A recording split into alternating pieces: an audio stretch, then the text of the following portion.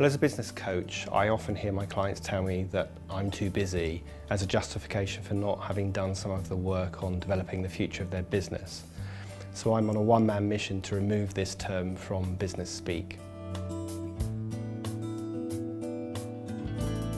Well, if a company's too busy delivering the work they've got today and they put no time aside to focus on the future of their business, then they're going to suffer real peaks and troughs.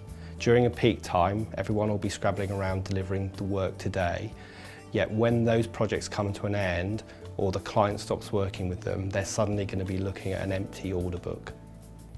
This typically leads the company into panic mode and creates behaviours that are not positive. For example, discounting goods or services in order to win work or over-promising and over-servicing. Discounting is never a good way to differentiate a business. It devalues their product or service and creates demanding clients. This might get them out of a short-term fix but doesn't solve the longer-term problem. They need to find a way of smoothing out the peaks and troughs so they sustain a consistent level of business. As a business owner, you need to simply divide your time into 4 pots. The first one is revenue. This is all about delivering the work that you have today. The second one is strategy, focusing on how you're going to win business in the future. The third pot is administration. These are all the activities that keep your business going. And the final pot is managing staff so that you ensure you have an effective and motivated workforce. So how do we work out how much time to spend in each pot? Well, for each senior role, we can model what the ideal split would be. And then if I was working with a client, I'd ask them to keep a diary for probably 2 weeks, just looking at how they spend their time against each of those 4 pots. We can then model how we shift from where they are today to where they need to be in an ideal scenario.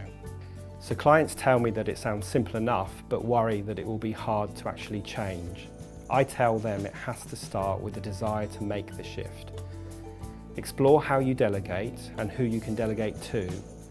You need to challenge some beliefs such as it's quicker to do it myself or no one does it as well as me, because the real question to ask is, are there people who can do it well enough? You also need to put systems and processes in place to support the shift. In my experience, if these areas can be addressed, then the change can be made without too much pain. For more information on this topic, or if you'd like to discuss some business support for your organisation, please visit my website dacostacoaching.co.uk.